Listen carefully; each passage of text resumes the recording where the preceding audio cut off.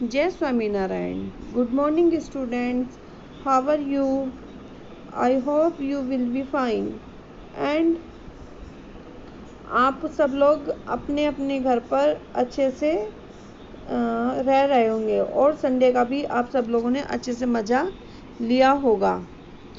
तो आज बच्चों हम लोग स्टार्ट करते हैं। मैं प्रीति कंसल आत्मा ग्रीन स्कूल जाडेश्वर भरूच से मैं आज आपको 20 जुलाई को संधि, हमारा टॉपिक है आज का संधि।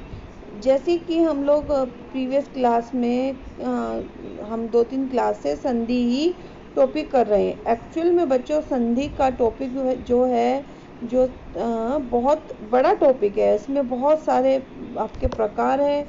अभी मैं आपको धीरे धीरे समझा रही हूँ तो शायद थोड़ा बहुत आपको समझ में आ रहा होगा। तो मैं आपको एक बात बोल रही हूँ कि आप इसकी प्रैक्टिस करते रहना, इसके जो रूल्स हैं वो पढ़ते रहना। अगर आप नहीं पढ़ोगे तो आप भूल जाओगे, तो इसलिए रेगुलर आप थोड़ा थोड़ा संधि के बारे में पढ़ते रहना जिससे कि आपको सभी संधि के जो रूल्स हैं वो पता चल जाए कि कहाँ पे क्या क्या चीज़ करनी होती है।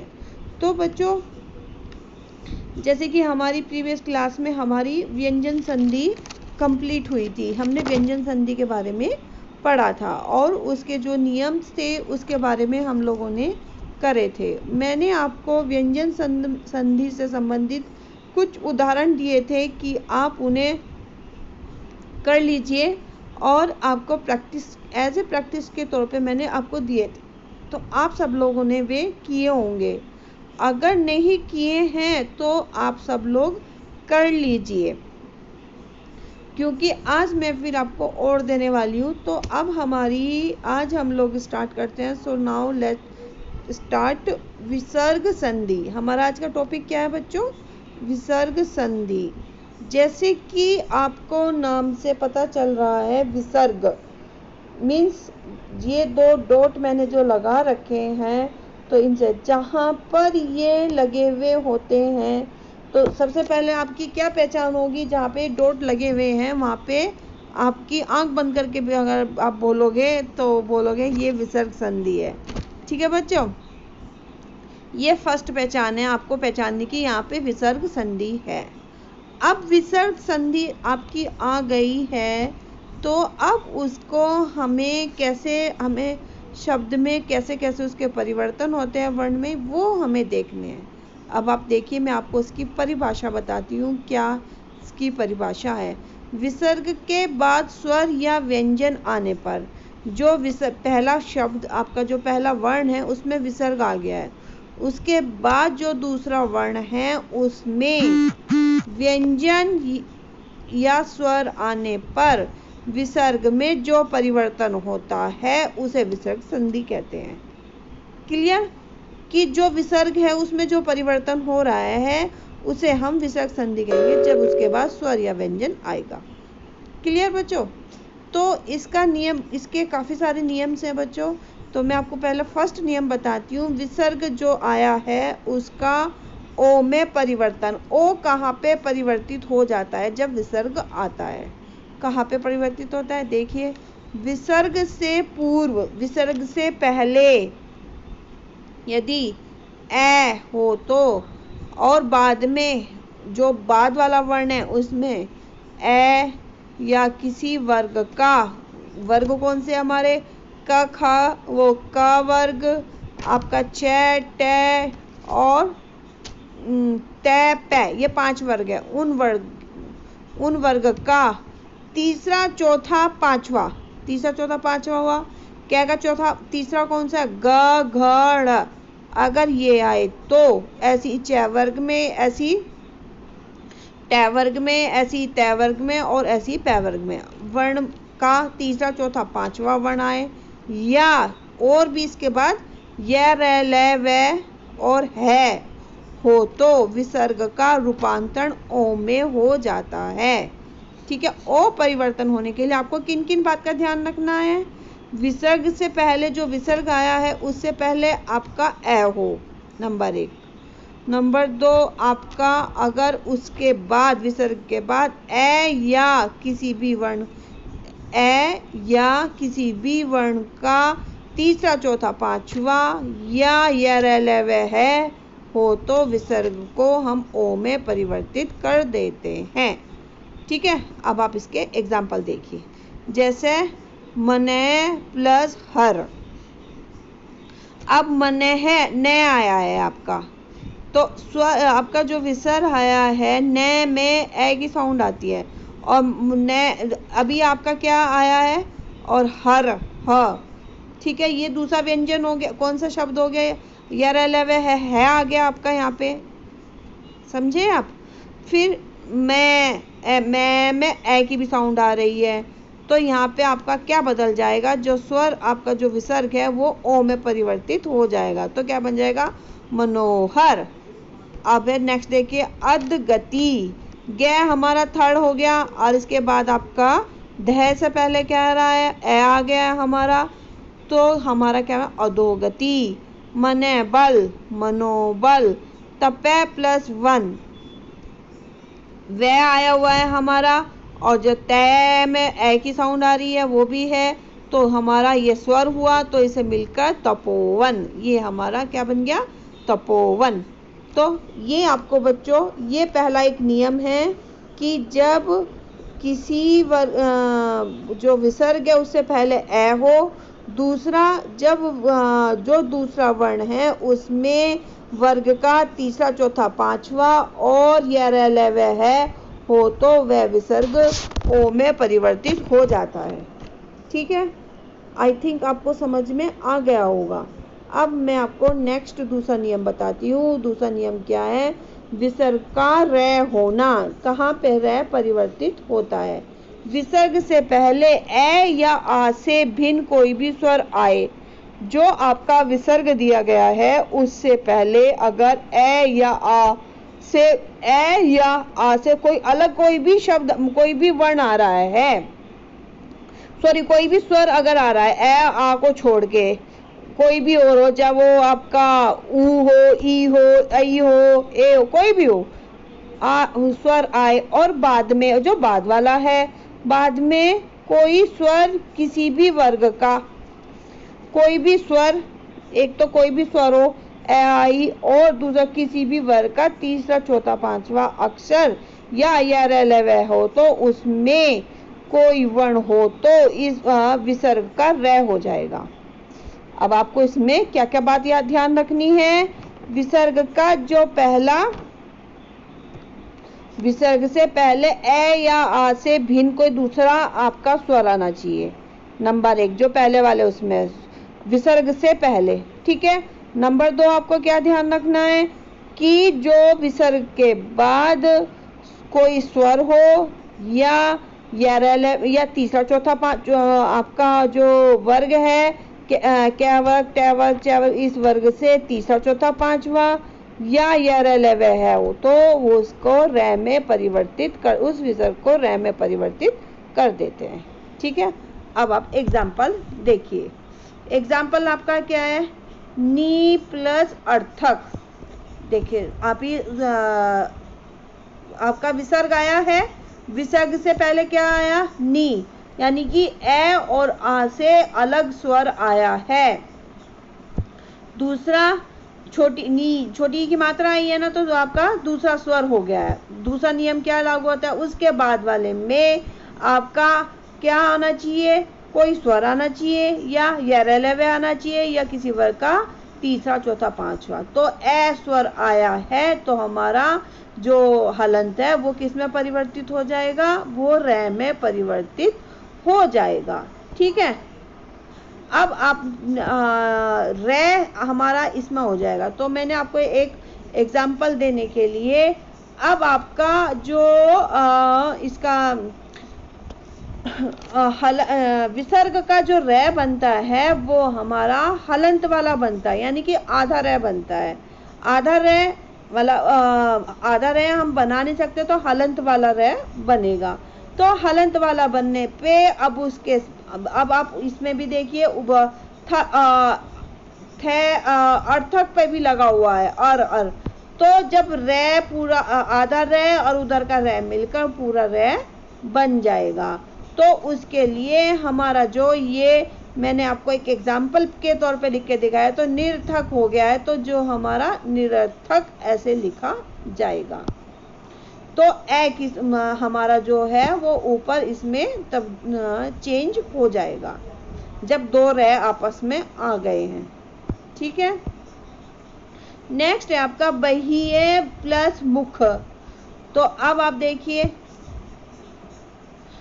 इससे पहले हमारा है आपका जो आ रहा है विसर्ग से पहले हमारा स्वर आ रहा है, दूसरा स्वर आ रहा है, छोटी ई वाला स्वर आ रहा है, और ये मुंह आ रहा है। मैं कौन सा है? मैं है ते उसका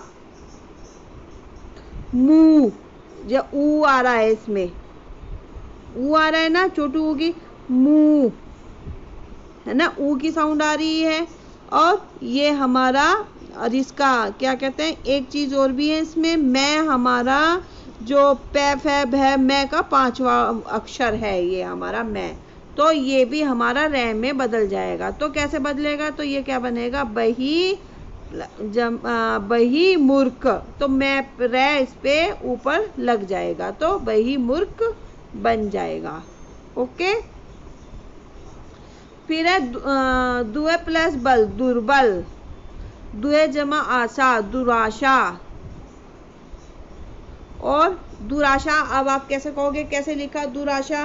दू है, दू हमारा क्या कहते हैं, स्वर हो गया हमारा, और आशा भी हमारा, आ भी हमारा स्वर हो गया। तो जो आ की मात्रा है, जब हम रे को क्या कहते हैं, ये विसर्ग वाला रे लिखते हैं, तो जब उसकी आ की मात्रा उस पर लगाएंगे तो हमारा विसर्ग वाला रे हट जाएगा, वो दुराशा बन जाएगा। निरुत्तर। ठीक है बच्चों, तो ये आपका दूसरा नियम था विसर्ग का, जो मैंने आपको बताया है। अब आप देखिए विसर्ग का तीसरा नाम, विसर्ग का से परिवर्तन, कि से में कैसे परिवर्तन होता है विसर्ग का। से ये भी अगर मैंने जब इस पे लगाया तो आधा से में परिवर्तन होना बताया गया है, कि आधे से में कैसे परिवर्तित होता है। विसर्ग के बाद यदि तय या से हो तो, आप ध्यान से पढ़ना बच्चों, सुनना, विसर्ग के बाद यदि तय या से हो तो विसर्ग का से हो जाएगा।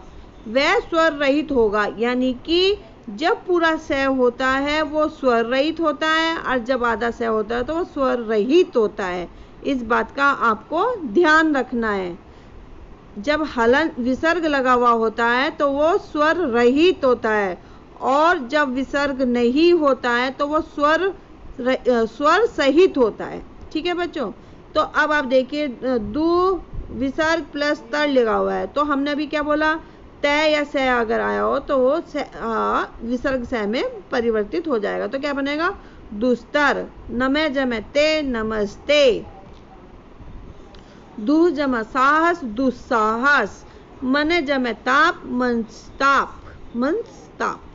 ठीक है, ये से परिवर्तन था आपका विसर्ग का, कि जब विसर्ग आपका अगर आता है तो विसर्ग का से में कैसे परिवर्तन होता है।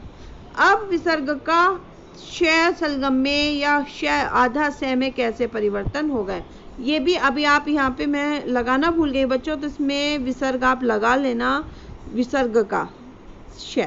ठीक है, तो विसर्ग से पहले कोई स्वर हो तो, विसर्ग से पहले अगर कोई स्वर हो तो बाद में छ या श हो तो विसर्ग का श बन जाता है, आधा से बन जाता है। ठीक है बच्चों, मैं एक बार फिर रिपीट कर रही हूँ, विसर्ग से पहले आपका जो विसर्ग आया है उससे पहले कोई स्वर हो और बाद में छ और श हो तो हमारा जो विसर्ग है वो हमारा श में विसर्ग से में परिवर्तित हो जाएगा। अब आप एग्जाम्पल देखिए कैसे। नी जमे चल, तो नी हमारा स्वर हो गया है क्योंकि छोटी की मात्रा आई है, और चल च आ गया तो निश्चल। दुए जमे चक्र, दुश्चक्र। हरिय जमे चंद्र, हरिश्चंद्र। दुए जमा शासन, दुशासन। तो ये हमारा ऐसे विसर्ग का श हमारा ऐसे में बदल जाएगा। ठीक है बच्चों, ये आपको भी समझ में आया होगा। एक बार आप लोग, मैं फिर से रिपीट कर रही हूँ, एक बार आज मैं आपको पढ़ा रही हूँ, एक बार आप जब भी फ्री टाइम होगा एक बार फिर आप रिपीट करना। 2-3 बार अगर आप रिपीट करोगे तो आपको समझ में आ जाएगा। अब है आपका विसर्ग से षटकोण का होना। विसर्ग का जब विसर्ग दिया गया है उसे आधे षटकोण में कैसे करते हैं। यदि किसी विसर्ग से पहले ई या ऊ हो तो विसर्ग के बाद कै ख, देखिए यहाँ पे ध्यान देने की बात है। यदि किसी विसर्ग से पहले कोई विसर्ग है ई या ऊ हो तो नंबर 1 बात। नंबर 2, और विसर्ग जो सेकंड वर्ण है उसके बाद कै ख, यानी कि कै वर्ग के 2 कै ख, फिर च वर्ग नहीं आया है, फिर टैट है। ठीक है, फिर आपका तय वर्ग नहीं आया, पैफ है, में से कोई वर्ण हो तो विसर्ग षटकोण हो जाता है। ठीक है, अब कैसे, नी जमे कलंक। अब इससे पहले आपका स्वर आ गया है, जैसे कि इसमें लिखा है कि यदि किसी विसर्ग से पहले ई या औ हो, ई की मात्रा आई है तो ई स्वर हुआ, तो और बाद में आपका क खा तो कै आया है आपका, तो ये क्या बन गया, षटकोण। तो निष्कलंक, नी प्लस काम, बच्चों ये मुझसे गलती हुआ है, दुष्काम हो गया, इसकी जगह आप नी काम कर लीजिए, नी काम, नी है ना तो निष्काम बन जाएगा उसका। ठीक है, दु प्लस कर्म तो दुष्कर्म, नी प्लस पाप निष्पाप। ठीक है, तो ये भी आपका ऐसे ये षटकोण वाला ऐसे हो जाएगा आपका। इसको भी आपको हम, क्योंकि जो षटकोण है जो इसको हम ऐसे लिखते हैं उसको हम आधा लिख सकते हैं, उसको हमें विसर्ग लगाने की ज़रूरत नहीं है। जिन शब्दों को हम छोटा नहीं लिख सकते, आधा नहीं लिख सकते, उसमें हम लोग विसर्ग लगाते हैं। ठीक है बच्चों, ये आपके इतना तो आपके सिलेबस में था बच्चों। अब मैं थोड़ा इससे आगे 1-2 पॉइंट और आपको बता रही हूँ जिससे कि आपको विसर्ग संधि और अच्छे से समझ में आ जाए। जैसे कि विसर्ग का लोप होना। विसर्ग का लोप होना क्या है, विसर्ग का रै से मेल होने पर विसर्ग का लोप हो जाता है, और किसी विसर्ग का पहले का स्वर है वो दीर्घ हो जाता है। विसर्ग का रै से मेल होने पर विसर्ग का लोप हो जाता है और विसर्ग के पहले का स्वर दीर्घ हो जाता है। कैसे, नी प्लस रोग है। ठीक है, तो विसर्ग आया है, उससे पहले जो हमारा उससे पहले हमारा स्वर है, तो जो स्वर है वो हमारा बड़ा हो जाएगा।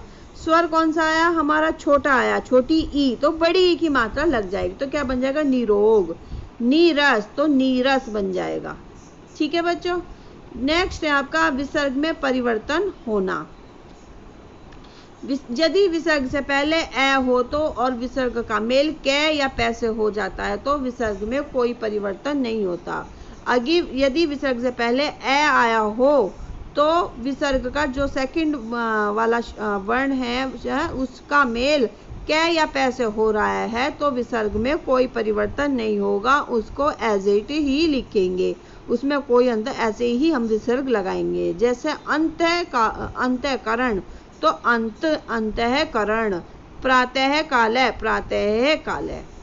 ठीक है बच्चों, तो ये बच्चों आपकी व्यंजन संधि थी जो मैंने आपको ये आपकी विसर्ग संधि थी जो मैंने आज आपकी कंप्लीट करा दी है, और ये आपको कुछ मैं इसके उदाहरण दे रही हूँ विसर्ग संधि के। तो ये बच्चों इसी से जो मैंने आज आपको कराए हैं उससे संबंधी ही आपके ये उदाहरण है। तो ये उदाहरण आपको अपनी नोटबुक में, जो क्लास की नोटबुक है उसमें आपको करने हैं, और जो ये विसर्ग संधि है ये भी आपको अपनी ही नोटबुक में अपने सुंदर सुंदर राइटिंग में अच्छे से आपको ये लिखनी है, और पूरी आपकी जो डेट वगैरह जो भी आप जब से आपने काम करना शुरू किया है वो सब आप कर रहे होंगे। और आज मैं फिर दोबारा से रिपीट कर रही हूँ, वो भी ये भी काम आप ऐसे ही डेट टू डेट करते रहना। एक बार मैं आपको ये जो एग्जाम्पल्स हैं मैं ये एक बार आपको पढ़ के बता देती हूँ कि इसमें एग्जाम्पल्स कौन कौन से हैं और आपको कैसे करने हैं। मैं आंसर नहीं बताऊंगी, मैं करना नहीं बताऊंगी, मैं खाली आपको प्रोनाउंस करके बता रही हूँ कि आपको समझ में आ जाए। अंतर्गत, अंतरराष्ट्रीय, नितार, धनुटकार, निसंदेह, रजकर्ण, पैपान, यशदा, निगुण और दुपयोग। ठीक है, आपको अंतर्गत, अंतरराष्ट्रीय, नितार, धनु प्लस टकार, नी प्लस संदेह, रज प्लस कर्ण, ये है पे प्लस पान, यश प्लस दा, नी प्लस गुण और दु प्लस उपयोग। ठीक है बच्चों, तो ये आपकी आज का वर्क है। ये आपको अपनी नोटबुक में, जो क्लास की नोटबुक आप लोगों ने बनाई है, वो आपको करना है। एक दूसरी बात और बच्चों, ये संधि मैंने अब आपको पूरी करा दी है। संधि, संधि के प्रकार, स्वर संधि, स्वर संधि के भी प्रकार, व्यंजन संधि, व्यंजन संधि के बहुत सारे नियम, और उसके बाद हमारी विसर्ग संधि, और विसर्ग संधि के भी हमारे ये 5-6-7 नियम हमारे हुए हैं ये भी। तो बच्चों टॉपिक मैं फिर दोबारा से बोलूँ, टॉपिक बड़ा है, लेकिन ऐसा नहीं है कि आप समझ नहीं सकते। आप अगर ट्राई करोगे समझने की, अगर आप बार बार इसको पढ़ोगे तो आपको ये समझ में आ जाएगा और आप उसको इजीली कर भी पाओगे। फिर हम जब हमारा और टॉपिक हो जाएंगे, बीच बीच में मैं आपसे इनके बारे में पूछती भी रहूँगी, और मैं एज ए प्रैक्टिस आपके पास कुछ एग्जाम्पल शेयर करते रहेंगे, जिससे कि आपका डेली रूटीन में ये बना रहे। और आप कहीं से भी, आपकी बुक में से, आपकी बुक में भी एक्सरसाइज दी गई है, मैं एक दिन आपकी ग्रामर बुक में से भी हम एक्सरसाइज करेंगे, तब आपको और भी अच्छे से समझ में आ जाएगा कि हमें और संधि कैसे करनी है। और हमारा ऐसे ही एक हमारा समास का टॉपिक है, समास का भी हमारा काफ़ी बड़ा टॉपिक है, इसलिए मैंने वो आपके टेक्स्ट बुक में आया था तो मैंने इसलिए आपको वो समझाया नहीं था। एक दिन जब हम हमारा नेक्स्ट हम लेंगे जब कभी हम समास का, तो मैं ऐसे ही पूरा एक बार में ही आपको समास समझा दूंगी, जिससे कि आपका एक कहते हैं ना कि रिदम नहीं टूटना चाहिए आपका। अभी हमने एक ही बार में कंप्लीट कर लिया, अगर मैं आपको आज संधि पढ़ाऊँ, फिर नेक्स्ट डे कुछ और टॉपिक पढ़ाऊँ, फिर 4 दिन बाद हम, तो वो संधि, वो चीज़ हमारे माइंड से निकल जाती है। तो इसलिए हम कंटिन्यूस उसमें टच में अगर हम रहते हैं तो कंटिन्यूस हम उस चीज़ को कर पाते हैं। तो इसलिए संधि अभी हमने कंटिन्यूस की है तो हमें वो टच में रही, पहला भी हमें समझ में आया और बाद में भी। तो आगे का भी मैं समास भी आपको ऐसे ही समझाऊंगी। ठीक है बच्चों, तो आज के लिए बच्चों इतना ही। आज की क्लास हम यहीं ख़त्म करते हैं, नेक्स्ट क्लास में हम फिर मिलेंगे। ओके बच्चों, bye, take care, stay home, stay safe, bye.